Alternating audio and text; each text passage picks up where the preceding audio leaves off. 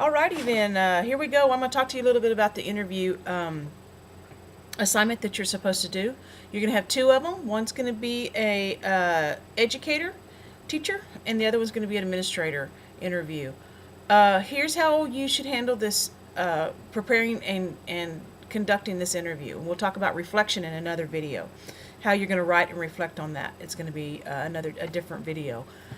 So here's what I expect out of the interview and how you get ready for this interview. You're going to need to create at least 10 questions to take with you as a guide for the interview. You may have trouble getting your interviewee to talk at first. This guide will help you be prepared for that. When I was taking this class, my teacher required that we turn in these 10 questions ahead of time and got approval on them. I'm not going to do that to you. I think you all should be responsible for doing this, and please don't disappoint me. So I could make you turn it in and give you points on it, but I think it's busy work, and I don't want to do that to you. So please take my advice and take this guide with you. It'll make your life a lot easier in the interview process. Even if you know the teacher, you'd be surprised how when you get in there to do an interview, and I've had a class on in-depth interviewing, and I've had to do several in-depth interviews, and you think you've got picked somebody to interview that's going to be very open, and things can come up that you're not expecting. So please write the questions and take them with you. I think it'll be to your advantage in the long run.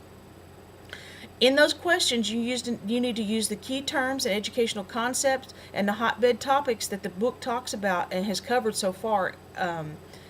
It will, it'll make you sound like you know what you want to get out of the interview. It'll make you sound, it's just going to make you sound smarter. And that sounds kind of cheesy, but it's the truth. You want to go in there like you are really interested in the topic. If you have your 10 questions and you have the key concepts of education and the key terms, they're going to be more likely to, it's going to be a better interview for you. You're going to learn more out of it. Okay, so you need to ask open-ended questions. And I have a little bit of information about open-ended questions available to you in the handout that goes along with this assignment.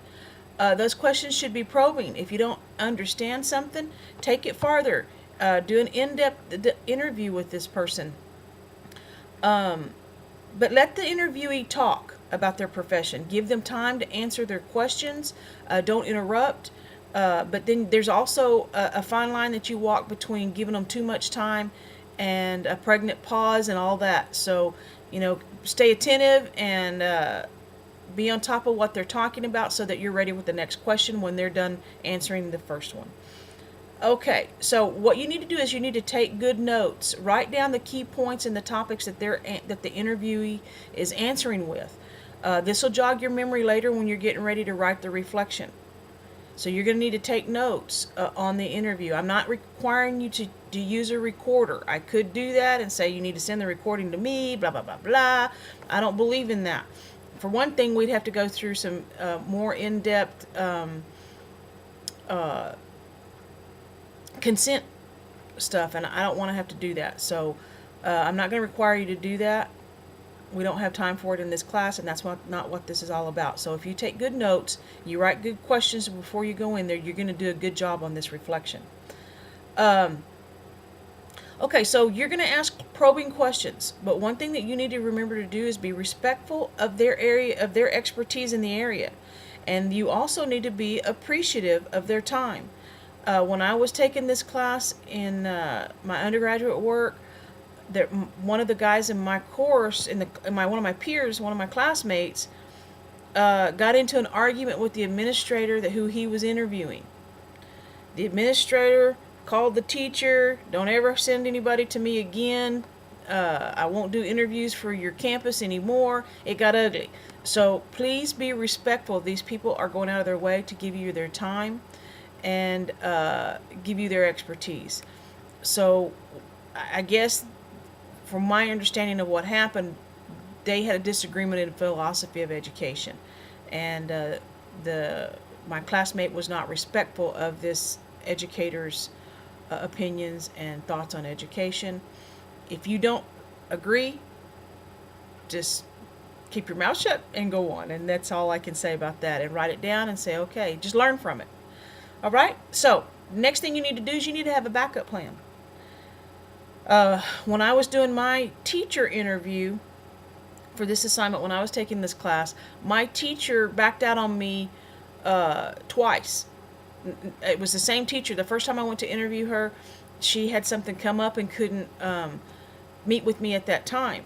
So we rescheduled. Well, the next time that I went to go do the interview on her, she had called in sick and had a substitute for that day. Well, I had like 2 or 3 days and the assignment had to be turned in. So I had to get me a backup person. So you need to have a backup person just in case something like that happens to you. You don't want to get down to the last day and not have had somebody interviewed. Okay? So, I think that's all I have to say about the interview process. Like I said earlier, there's going to be a different video on the reflection process. Good luck. I hope you learn a lot. And remember to take your guide with you, your guide of questions with you.